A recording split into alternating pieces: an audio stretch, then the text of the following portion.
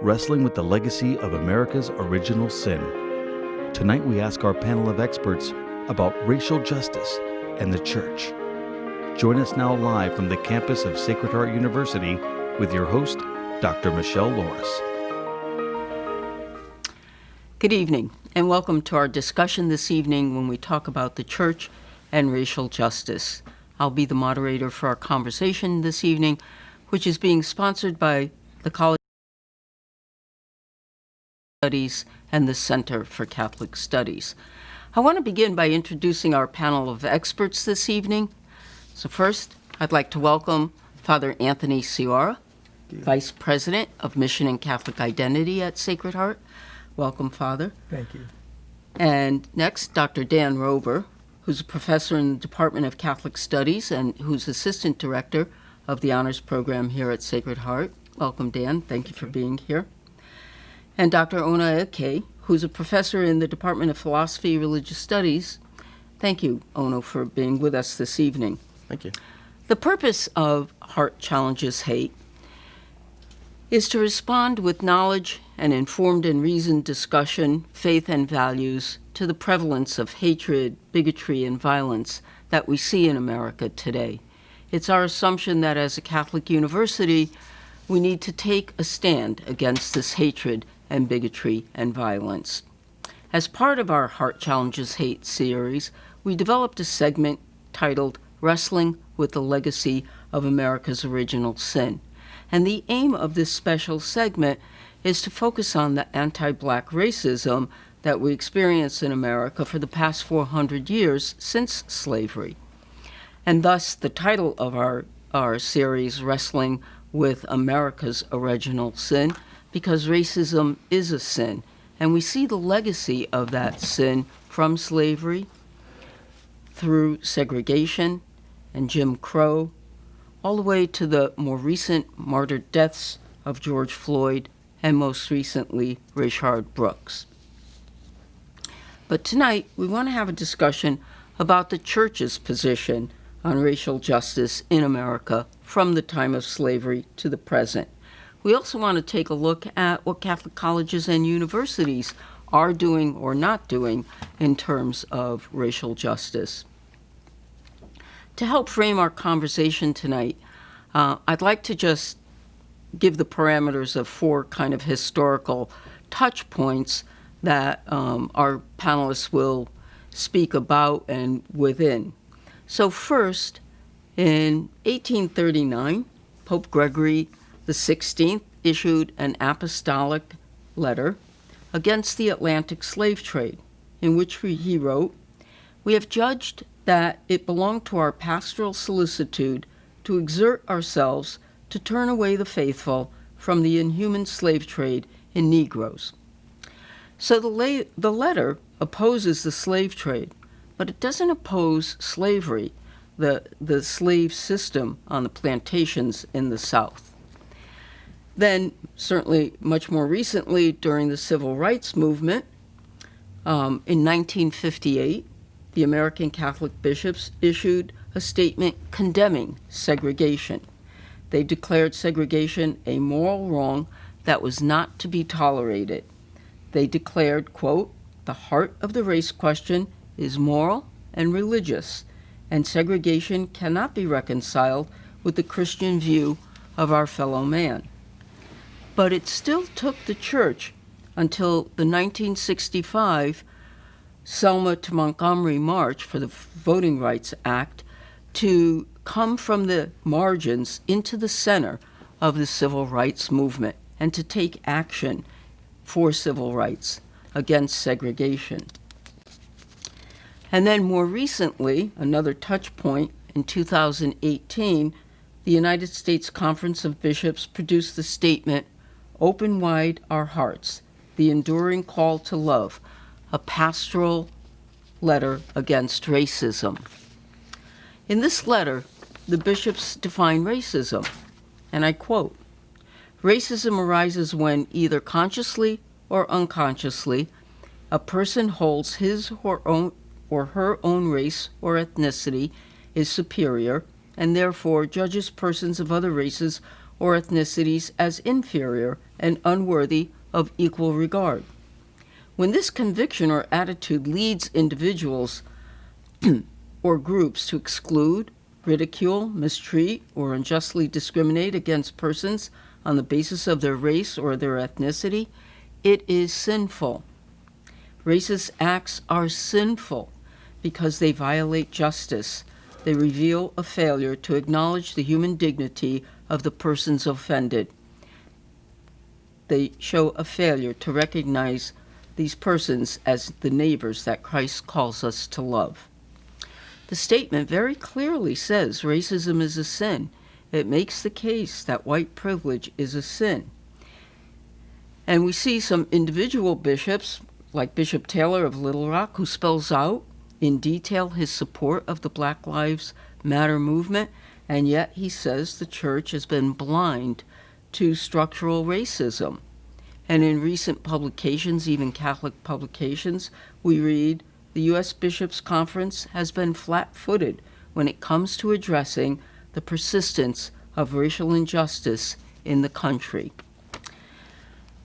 And if we look at Catholic colleges and universities, we can see in many of, again, Catholic journals, Catholic media outlets saying that very elite and prestigious Catholic colleges and universities, some very close to us, are facing a racial reckoning by Black college students and alumni who are using social media to disclose these Catholic institutions of higher education that they have not been living up to their avowed principles of social justice and have, in fact, reinforced systemic racism at their institutions. So I think what we see, just those four little touch points, historical touch points, a really mixed picture here of what is the church doing, what is the church not doing in terms of racial justice. And so I'll turn to our panel of experts, and I know, Ono, your expertise is in the early history of the church's position on slavery. So maybe you could talk to us a little bit about what does that historical record show us? Yes, so thank you for having me in, for Father Tony and Dr. Rober. I think it's been a great discussion, and I thought these sessions have been very great for the university, for the church, and for the community as a whole. So the position of the Catholic Church, I'm going to go to the 19th century, so that's the 1800s, was one of the church was dealing with the issue of slavery because slavery had been around for a very long time. Right? And it hadn't yet made the distinction between slavery in its traditional forms as seen in the ancient world and chattel slavery, which was this new form of slavery that had arisen from the transatlantic slave trade. So in the 19th century in America, slavery was seen as a political issue. It was seen as a legal issue, but it wasn't a moral issue. So if you had asked a theologian in the 19th century if slavery was intrinsically evil, you wouldn't have gotten an affirmative answer. The answer would be, no, it's not. It's just simply as slavery is a part of natural order. So as you mentioned, in 1839, Pope Gregory XVI put out a papal bull, and he condemned slave trade. So he specifically said the trading of Negroes, Indians, and other wretched people, that was the language he used, that he condemned all of that. But he left unsaid anything about the institution of slavery. Now, so that was the distinction that the American Catholic Church sort of ran away with. So a Bishop England, who was in South Carolina, decided to clarify what the church's position was on slavery. And in a series of 18 letters, he made the argument that what the Pope did was condemn slave trading, that is, taking people from the natural state of freedom and enslaving them. But he argued that the Pope did not condemn the institution of slavery. And so basically slavery was considered fine as long as you were just to your slaves, or you treated them well, etc. Now, the interesting thing about the 19th century was that just about every Protestant denomination was split on the issue of slavery. and there were major disagreements. Eventually, whole churches split, sometimes in northern and southern factions, on this particular issue of slavery. But the American Catholic Church was largely untroubled by slavery. It just wasn't. It wasn't seen as a moral issue, and it never split. Never had that sort of moral reckoning. Its moral conscience was not awakened by the issue of slavery, and so that condition persisted for decades. And Rome never took a position on slavery, and very often there were all sorts of reasons given. For instance, if you condemned slavery, then slave owners would have to be denied sacraments, and that was a problem, or some other reasons. So for the most part, that was the status quo. Now, to give a couple of dates here, in 1861, which is about when the Civil War was ramping up, a bishop in Louisiana, in Bishop Martin, put out a letter, and he said some really horrible things about black people. He said, black people were basically savages, and that slavery was actually a step up for them because it provided them some structure, and that, Africans, descendants of Africans, were not suited to freedom.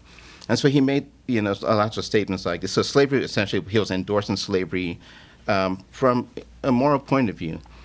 Now, the interesting thing was that Rome said nothing about this, and Rome was very much involved in the affairs of the American church. And so there was sort of an implicit, tacit acceptance of that position, or at least not a condemnation of it. And then you had the Civil War. And the interesting thing was that in 1864, when it looked, well, some historians argue that when it looked like it was clear that the North was going to win the war, then Rome took a very strong stand against the institution of slavery. And that's when they thought of it as a sin? That's when, yes, they saw, so not only condemning the transatlantic trading of slaves, but the actual institution. They came out very hard against it. They rebuked Bishop Martin. They condemned his letter. And then a couple of years later was an even stronger statement. And so these statements came not from the Pope, but from one of the offices of propaganda, which is now evangelization. So that's when you get this really strong statement. And then we sort of, move on in, as we'll talk about, in 1891, you have what's generally considered the beginning of the Catholic social justice tradition with Rerum Novarum by Pope Leo XIII. But prior to that, there was this general acceptance of slavery. It didn't trouble the conscience, which is the conscience of the American Catholic and even of Rome. And so there's always a question of why. What were the conditions that persisted that generally left Catholics untroubled by this state of affairs when everyone else could see there was a problem, right? So that's often an issue that comes up for me. Have those conditions changed, right? Do we still have those conditions present now, preventing us from seeing some other thing that's intrinsically evil, but yet, we don't. But they didn't see it as intrinsically evil. No. Partly it's not the recognition of the African American or as the black person as a human being. No, and the interesting thing I always say is that the Catholic social justice tradition got its start because Pope Leo XIII, when he was in different positions around Europe before he was a pope, he saw the working conditions of many Catholics and many people. This was at the time of the Industrial Revolution, and the working conditions were terrible at the time. And so going around Europe, he saw this, and so he felt the church had to address that. So the condition of working Europeans, working Catholics, spurred him to launch this tradition. But he didn't slavery... He didn't include slavery or... Well, he had earlier said something very definitive about slavery, but the interesting thing was slavery in itself never spurred the conscience of the church.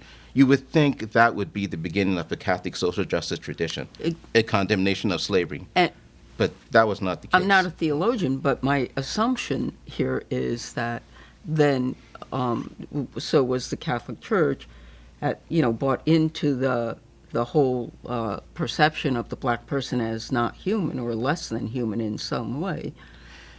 Yeah, so that'll be the issue, right? It's more the implicit acceptance of that, because explicitly there had been condemnations of the slave trade, and those condemnations which I think if you draw them out to their full logical conclusion, it condemns slavery in general, because the idea was it was not right, it was wrong to enslave anyone and treat them in humane ways and reduce them to the level of beasts. So Pope Gregory XVI actually explicitly said that, right? That it's not right to take people from freedom and reduce them to the level of beasts. So explicitly, the popes had made these very strong statements. But in terms of the actual practice, which persisted for decades and centuries in general, that never really bothered. Well, would those actions have upset political or economic issues?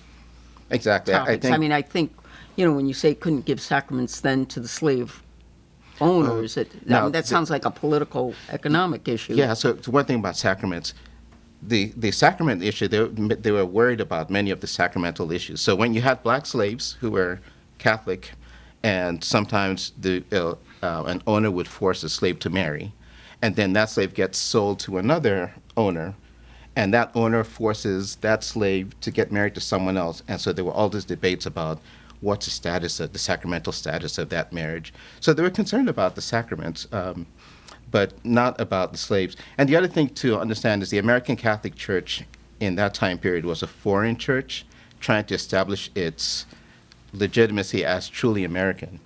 So very often they didn't want to see themselves as some outsiders. They didn't want to present themselves as outsiders. So that's a political.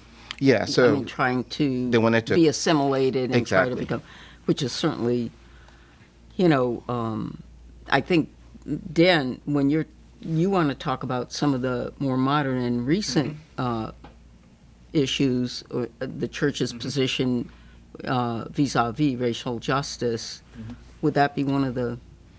Sure. So, I wanted to start by thinking about, starting with an anecdote about that came out just this week. So a Catholic high school in York, Pennsylvania had their belated socially distanced graduation. And a student, I believe it was an African-American student, was wearing a Black Lives Matter mask to the graduation and was told by the administrators in the high school that you must remove this mask and wear a blank neutral mask in order to graduate. And I think we ought to think about what does it say that at this point in time, and again, in Pennsylvania, pretty solidly in the north, as we would call it, right? A Catholic high school saw a Black Lives Matter mask as somehow incompatible with what the student should be taking away from graduating from that high school and going on to college. And so I want to think about that from a couple of angles. I want to start by talking about the institutional church a little bit, the bishops and their leadership, and then I want to shift to the people of the church, the people of God. Vatican II, the Second Vatican Council, that this university was founded by the inspiration of, talked a lot about the people of God, so we ought to be talking about lay people also. And I'm sure the administrators at this high school, for example, were lay people. So we want to think about this.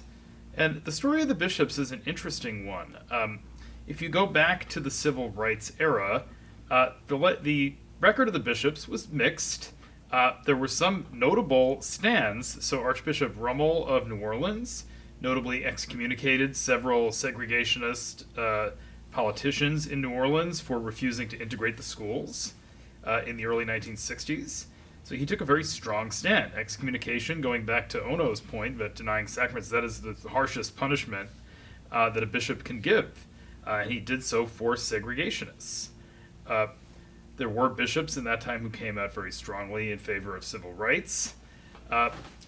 Again, there was a mixed record. There were some who did not. There were some pictures earlier in the slideshow, and Dr. Loris alluded also to Catholic priests and religious going to Selma. There were stories of bishops who refused to let sisters from their diocese go there, who were resolute against this. So again, it was a mixed bag, but one that generally has, at least in terms of public statements, has said somewhat of the right thing.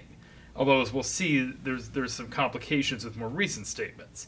So Dr. Loris alluded earlier to the bishop's statement from 1958. They've had two further major statements about this since 1958. The first was in 1978, and it was called Brothers and Sisters to Us.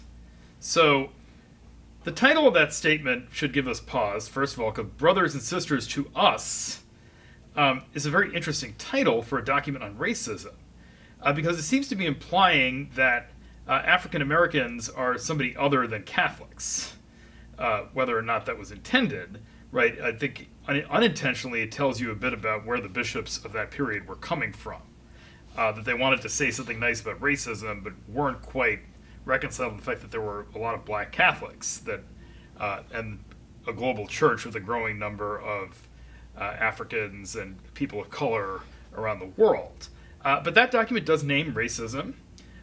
Racism as a sin has been named in Catholic social teaching going back at least to Pius XI's encyclical Mit Brennen der Sorge, which was written in German and sent to the people of Germany as a criticism of Nazi race policy. That was the encyclical of Pius XI that was published. There was another stronger condemnation of racism that was shelved after Pius XI's death by his successor, Pius XII. But the Mit Brennen der Sorge did name racism. However flawed the church's response to the Nazis was, there was a naming of racism in that period.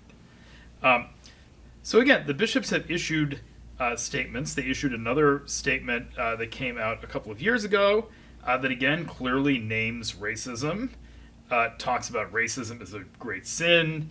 It's really a bad thing in our society. It gets into details. It goes into detail about the Flint water crisis and how this is related to racism. So there are a lot of good things there. There are some things missing. There's some criticism. There have been some criticisms of this document by Father Brian Massingale, as well as the Catholic activist and writer Eric Martin, about how the document fails to name systemic racism. It talks about racism as a sin, but as if it's a sin committed by individuals, when in fact there are individuals who've never had a racist thought in their life, but who go about their everyday actions totally complicit in racist systems in our society. And we'll talk about that in a second when I shift to the laity. So these documents have flaws to them, but I think the deeper flaw has been naming racism as a profound evil in our society that ought to seriously affect how we think about our political actions. So the Catholic bishops have, since the 1970s, focused a lot of their attention on the politics surrounding abortion since Roe versus Wade. The Right to Life movement started as a Catholic movement. Initially, it didn't include, for example, many evangelicals. It was not something they were concerned with.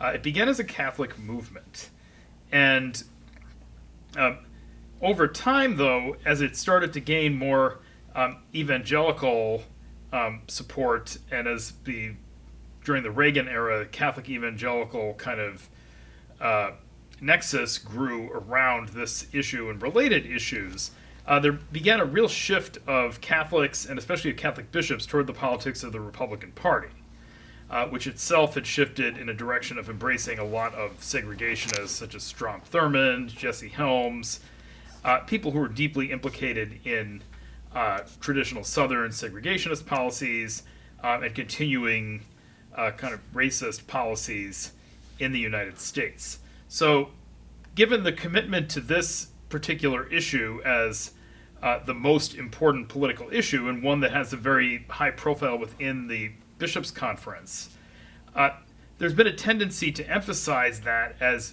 the non-negotiable issue politically, which has led to, I think, some pretty bad places in terms of statements by bishops. For example, in 2016, many statements by bishops making it sound as if Catholics basically had to vote for now President Trump in the election, without, of course, saying as much, but between the lines, effectively saying that.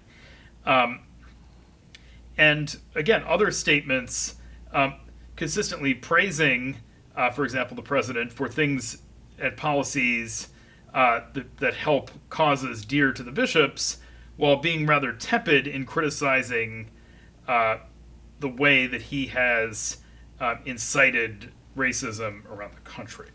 So there becomes a problem there that for bishops that, as they say, right, if all you have is a hammer, everything is a nail, right? So for many of the bishops, if abortion is the only important issue or the most important issue, then getting around to seriously saying that,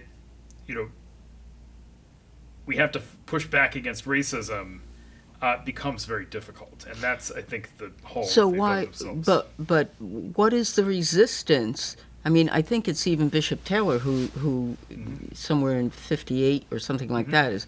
Oh no, the more recent one, where he's saying, he's laying out in detailed fashion the importance of Black Lives Matter and the blindness of the Catholic Church to structural racism, to systemic racism. So is it a political, is it an economic thing that pushes back, that doesn't allow the bishops to, you said a tepid response, to make a more active response? I think there are a few different things. I think many of them, right, grew up during the papacy of John Paul II, where the moral language around abortion and related issues was, for them, the central moral evil of our time. And that's the authors they've read, that's the people they pay attention to, that's what they hear. And so to see that there are other central moral issues that deserve the same amount of attention is very difficult. So, for example, the Bishops' Conference Committee on Racism is called the Ad Hoc Committee on Racism, whereas the Committee on Respecting Life is a full-time committee, right? Now, again, this is not to disrespect that committee, the Ad Hoc Committee, but racism has not been an ad hoc issue in American history. It's been a central issue in American history.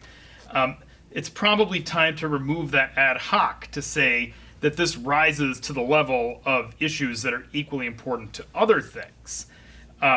Because there have been some Catholic activists on the right who have tried to make Black Lives Matter an issue about abortion. Well, unborn Black Lives Matter, right? A lot of black children are aborted, right? And it's reductionist. It's refusing to say that you can talk about something else as a really serious moral evil without having to embrace the politics of every single person who also talks about that moral evil. So I think that's a lot of the problem. And this is where you'll get people who criticize the Black Lives Matter movement, right? That to say Black Lives Matter is to endorse every policy position on the website of the movement called Black Lives Matter. When, of course, nobody thinks that's the case. Most people have never been to the website of the movement of Black Lives Matter and are not assuming that if you say that statement or wear a face mask with that statement or a T-shirt with that statement, that you are thereby endorsing everything that person has ever said. On the other hand, there is also a resistance to the idea of intersectional social justice, and I'm sorry to use an academic term like that, but to the idea that, as Martin Luther King talked about at the end of his life in the Poor People's Campaign that he was going to go to Washington with in the sanitation strike in Memphis, that racial justice issues and economic justice issues are tied very closely together. Francis has made that point himself a number of times, Yes. tying the environment to social issues, to economic issues. Yes, exactly. And a lot of bishops have a hard time seeing that because, again, they've come of age at a time where they thought socialism is really bad, right? Because, again, John Paul II, right, made his name in part by fighting against communism and Paul writes, socialism is bad, capitalism is good.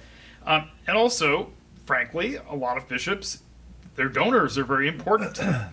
Important wealthy Catholics, such as I believe Ken Langone, the head of Home Depot, right, who when Pope Francis was elected told Cardinal Dolan, if this guy keeps talking like this, you're not going to get a lot of donations, right, about economic justice. So it seems like we have a lot of, in more recent times, appointments of a lot of conservatively minded bishops, or yes, if by that you mean yes, in terms of certainly church politics, but also American politics. Again, a lot of bishops who would consider themselves essentially Republicans and conservatives on various American social issues, including race, although they wouldn't characterize it that way. Again, You would rarely find a bishop who would come out and make an explicitly racist statement, but a lot of what they're saying and doing is not pushing back nearly hard enough. But again, as I said earlier, right, it's important to keep in mind, right, in the ecclesiology of Vatican II, the church is the people of God. And the people of God have a lot of work to do also. A lot of Catholics, a lot of white Catholics, I should say, very clearly, have been very invested in, literally, in their property values, right, in wanting to live in white neighborhoods, white suburbs. So when President Trump recently talked about the suburban lifestyle dream, a lot of that was appealing to white Catholics, many of whom were from groups that were previously discriminated against for ethnic reasons, but had the opportunity to become white, as people have described, become kind of white ethnics. It's notable that in the 1970s was a major era of the emergence of this, where you could call yourself an Italian American or an Irish American and be proud of this in a particular kind of way, but also in that way try to claim a kind of racial grievance, that I can't be a racist if I'm an Irish American or an Italian American, because look at what happened to my ethnic group when my great-grandparents arrived on American soil and were discriminated against. So there's also that implicit pushback, or an explicit pushback, against the idea that you could be a racist if you're from a group that has ever been discriminated against. And you've seen this in the way this is played out in numerous cases. So Martin Luther King famously led a march in Chicago that he said was the most difficult march that he ever led, which is quite something, where mostly white Catholics were throwing rocks at marchers who were marching for integrated housing, for integrated neighborhoods in Chicago and its suburbs. That was unacceptable. You go to the Boston busing controversy. There's another case where a bishop, Cardinal Medeiros, came out moderately in favor of the busing plan. He was by no means, busting the barricades for it, but he refused to oppose it. And he was viciously opposed by many white Catholics, Irish Catholics in Southie, who did not want their children being bused to schools in black neighborhoods, or vice versa. And you see this even now in the political affiliations of white Catholics, and the way that, in the 2016 election, it seemed that racism appealed to many white Catholics. In terms of the numbers, 58% of them voted for President Trump, who was running, by and large, on a racist platform. So, again, there's a lot of work to do there among Catholics at pushing back against this idea of kind of suburban property values and suburban segregation as it's experienced. Well, when you're talking about some of these, Italian Americans, Irish Americans, kind of making it in America and becoming, American, if you will, or assimilating. I mean, but that speaks to one of the other issues that we have in this country, which is the color issue, right? Mm-hmm. That the racialization of, so that you can't ever have an African American quite doing that because of what we impose on the meaning of skin coloration. Yes. I'm not saying that it's it's not essential to the color of the skin. White is defined as not black. Right. So black Americans are the group that is not able to have access to whiteness, right. As many other ethnic groups have over time gained that access. And again, there's no committee that sits there and decides who's white, but it's something that over time, right, you've seen the emergence of white ethnics of various groups, many of them Catholic, not only, right, so Jewish Americans are a group that over time has become sort of part of white America, quote unquote. But interestingly enough, some of those same groups, Italians, Irish, the Jewish population, when they were first met by the know-nothings of the 19th and early 20th century, they were called black. As a way to denigrate them as a group. Worse than that. But it's because of the way we have created and constructed the meaning around skin color. Yeah. I'm conscious of time. Father Sciorra, so you're the vice president of Mission and Catholic Identity at the university. You spent most of your career in Catholic colleges and universities, and you're a priest. So I'm putting you on the hot seat a little bit. What do you make of the church's response to racial justice over time? That's my first question. And second, do you think Catholic universities are walking the walk, talking the talk? What about our own Sacred Heart University? Yeah, first, it's really, I'm so happy to be a part of this conversation, Michelle, with you and Ono and Dan. And it gives me a lot to think about in terms of how we put all of this together. A couple of things that I would to place this in a theological perspective and also a personal perspective, and then drawing it to the universities. It's interesting to me, when we talk about slavery, for example, that there was a theology that endorsed slavery. That there were theologians at the time who said that this is the lot in life for African American slaves, and that the teaching was that one day when you die and go to heaven, you have a better life. And so that, and by the way, this was very similar when we talk about Nazi Germany. The same thing. There were theologians. I'm a theologian, so I'm also, I take some responsibility for this, who actually were endorsing that way of thinking. So there's a major disconnect. So you have the literature, Ono and Dan, that you referred to. So you have the bishop's documents of 1979 and 2018. And you go back to Pope Leo III. It's all there. The literature is all there. And you would be hard-pressed to find in official documents anything that would endorse racism, right? Literature is there. We have in liberation theology what we call an ideological suspicion. So by that we mean there's something wrong here. This is who we say we are. This is what the literature says. But in reality, there is a major disconnect. Now, the way I like to look at this, and this can be kind of, I hope people don't take this the wrong way. In some respects, I want to suggest that we're all racist. And the way I look at it, we're on a continuum, all right? And some people are further along, all right? But in some way, shape, or form, we're all racist. The other difficulty is this. In the documents that Dan referred to and Ono referred to, it's an interesting thing. And people like Dan Horan, for example, and Brian Massengale, they will point out a criticism of the documents. No document would say that this is a white person's problem. It's never named in that way. So we might talk about the sin of racism, and we say that this is wrong, but who is it that we're referring to? So really, it's a white issue.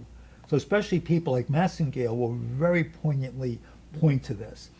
Now, the other thing, just to add a personal thing, and then to get into the universities, I have to say that an expression that we use, we talk about racism as being America's original sin. So if you think about this, America's original sin.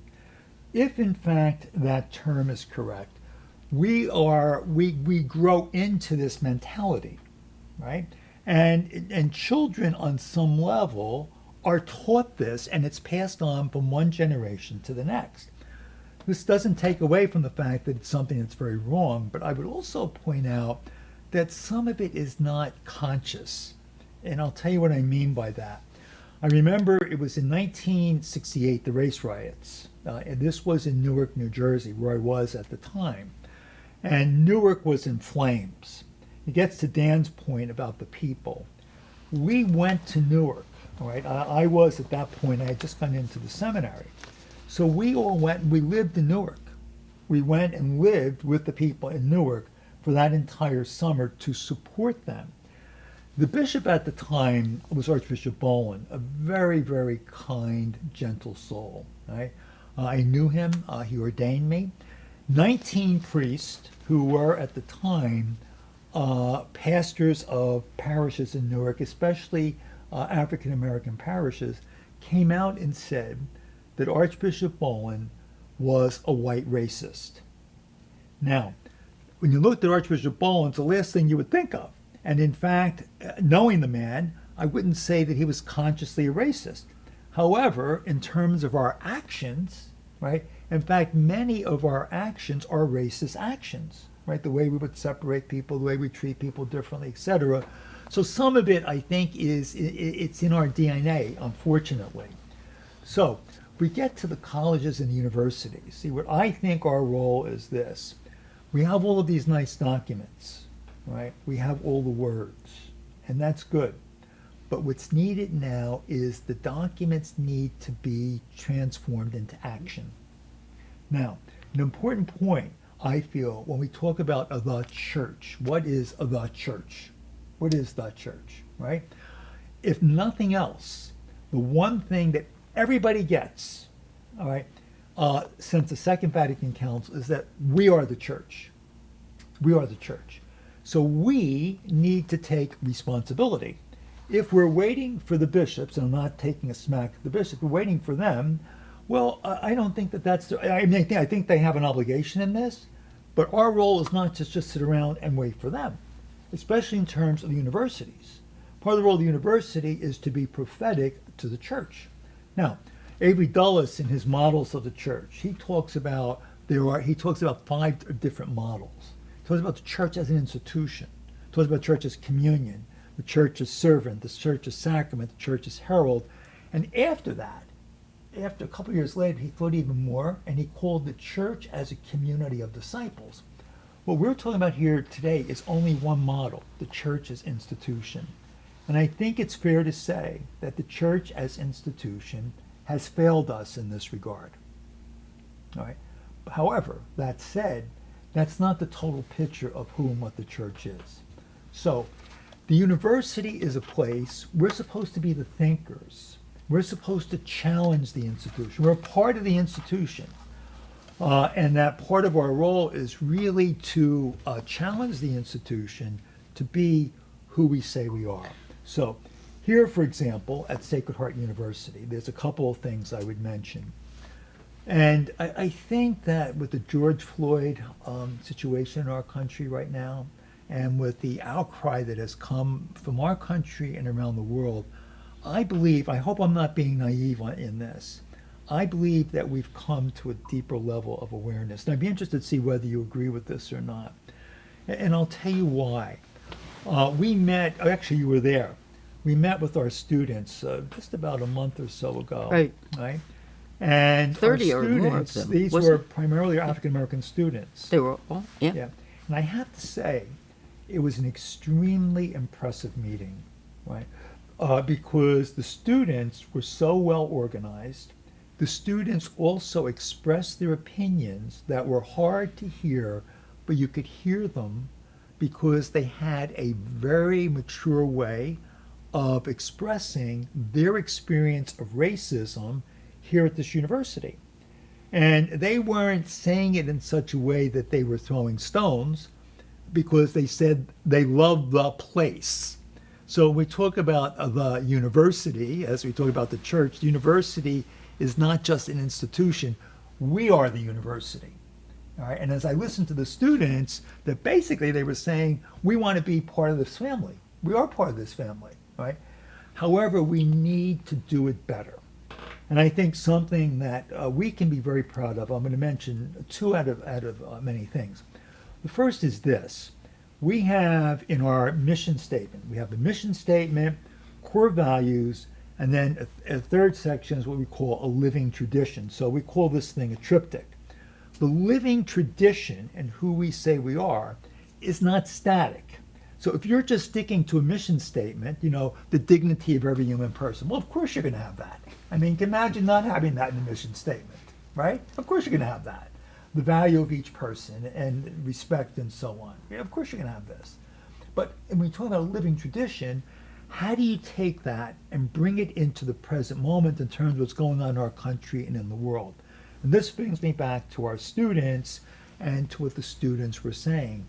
As I listened to the students, they challenged us, I feel, to bring our mission to a new and deeper place.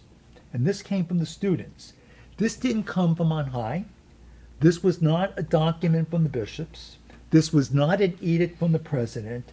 This was a grassroots movement among our students.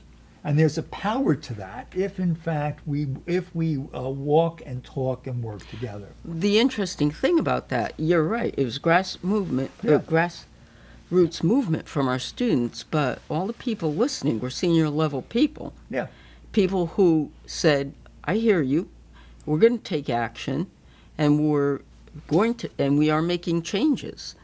Now that's a movement to not just, as Dan was pointing out, when we say race is a sin, it's not just a one-on-one thing, but what we're seeing more and more is you've got to change the system. Right. And so Right. it seemed to me as we were listening that day, and senior level people were listening, they were saying, okay, then there are places in the system that need to be changed. Yeah. Michelle, it's amazing to me, and Ono and Daniel might laugh at this. The church is an institution that moves slowly. All right. We count time in centuries. The university comes out of the church. All right.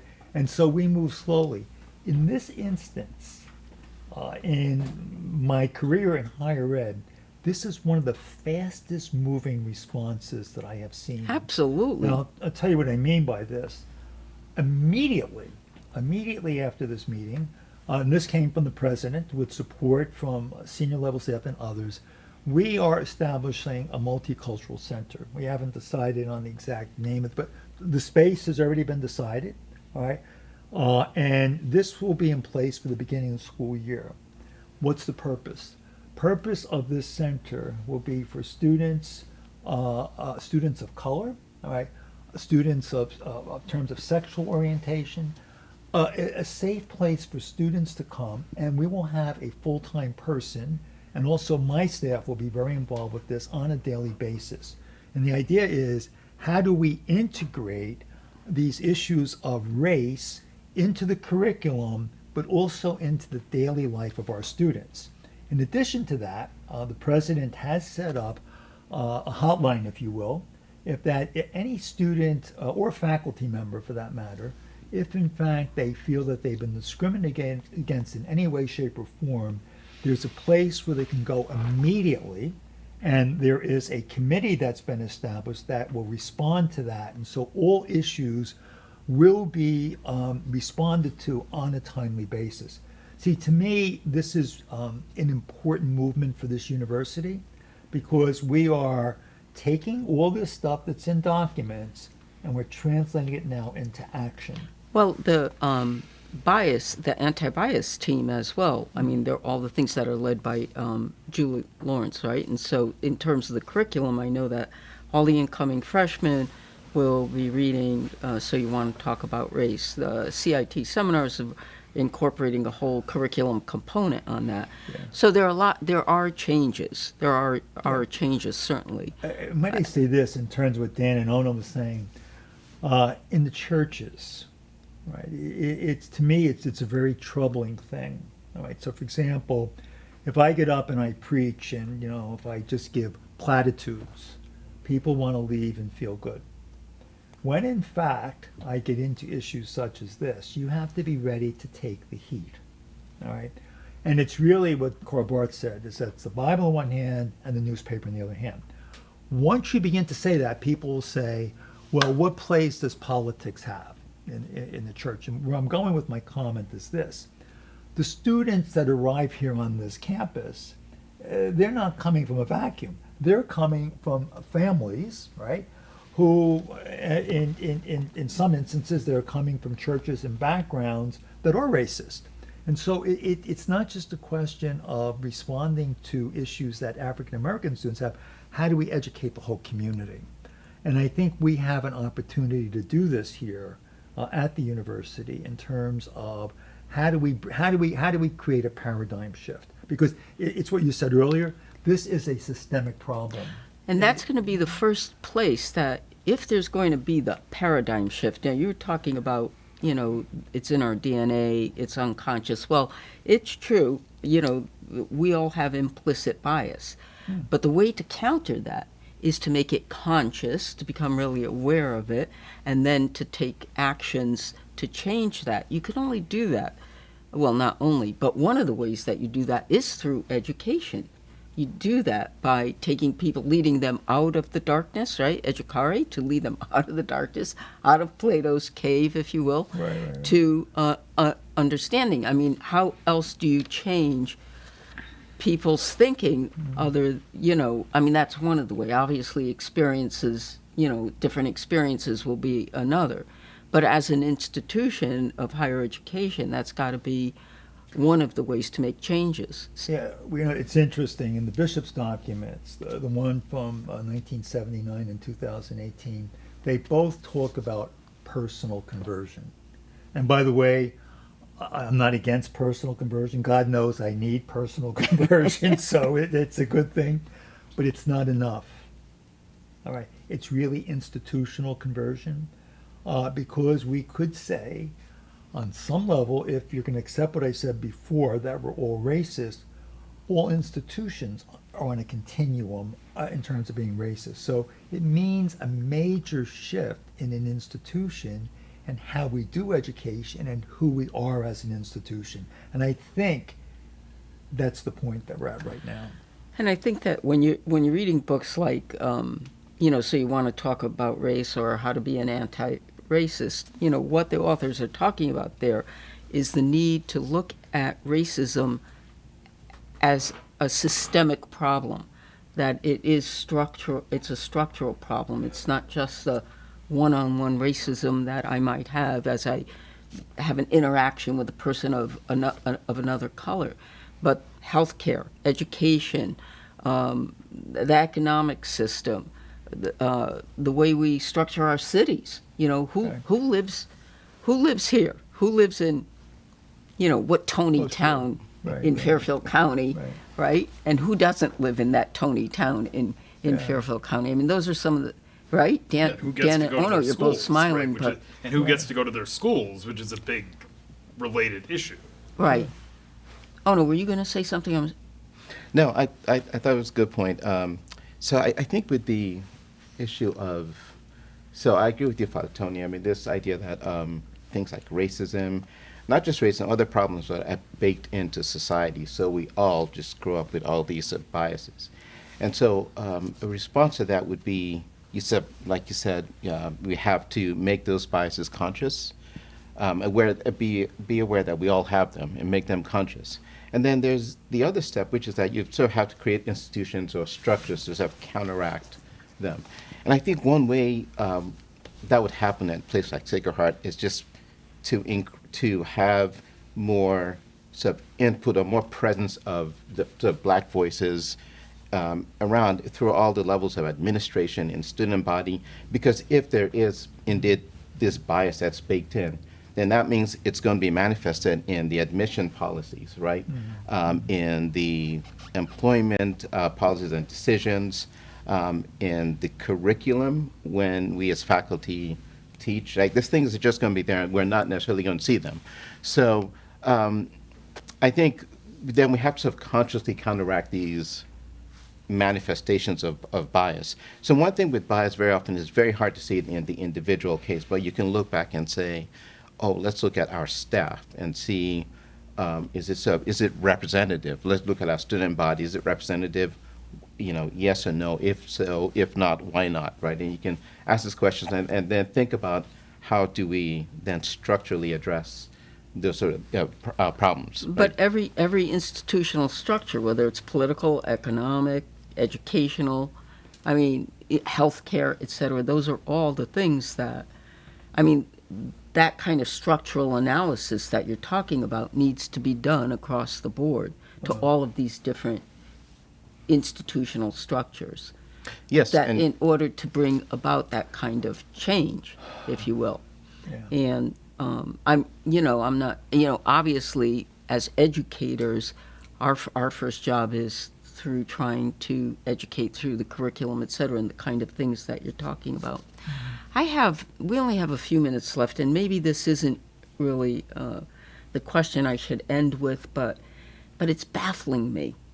So Archbishop Laurie, who was the Bishop of Bridgeport, wrote a really fine article in America Magazine saying, "This is why Black Lives Matter. Here it is, in the roots of Catholic social teaching, the principles of the inviolable dignity of the human being and the importance of the common good. Right. That's why Black Lives Matter." And he writes a splendid article, right? It baffles me that he got negative responses from Catholics about that. I mean, it just, forgive my naivete, but it baffles me. Well, Is it that we don't agree with those Catholic principles? it gets to the point I made about Archbishop Boland, who, when they said he's a racist, which I don't think he was consciously that on some level that people would react in that way. That's racism that's coming out. And what I think is, when you get to Laurie's article, which I thought was really well done, is our work is cut out for us because there is, let me put it to you this way, there's something bringing us together, but there's also something drawing us apart. And the one thing I would say, real quick, would be Pope Francis, I think, is a great example. His encyclicals are his actions. And so it's really actions. So Laurie's piece is really very good, but it tells you what we're up against. Dan Berrigan said something to me once, and I always think about this. He says, and he was talking about the issues of war, but I would apply it to this. He says there's three things you should always do. Number one, you should get together with other Christians and be in conversation with each other.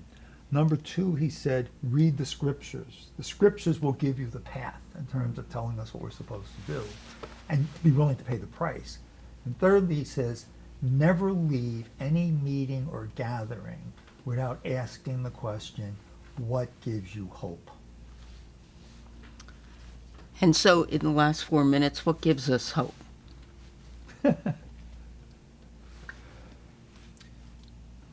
Took you by surprise with that one, Dan, didn't I? I think what gives me hope on this is that we're beginning to try, because one of the things I was going to say before is that all these things we've been talking about at the university, which are all very good and which I support, they're not the response. They're the setting the necessary conditions for a response to racism in our society and in our institutions, because our society and our institutions are marinated in it. You can't just undo that by doing a bunch of nice things and well-intentioned things. You have to then, as Father Tony was just saying, follow through on those with actions. But I think we're seeing a broader commitment to setting kind of the necessary conditions for that response. I think more people and institutions are starting to acknowledge that they have to do some soul searching. Now, as you say, with the response of Archbishop Laurie, that also leads to conflict, right? Change on this also always leads to conflict, and particularly in light of ongoing demographic changes in the country is going to lead to more conflict.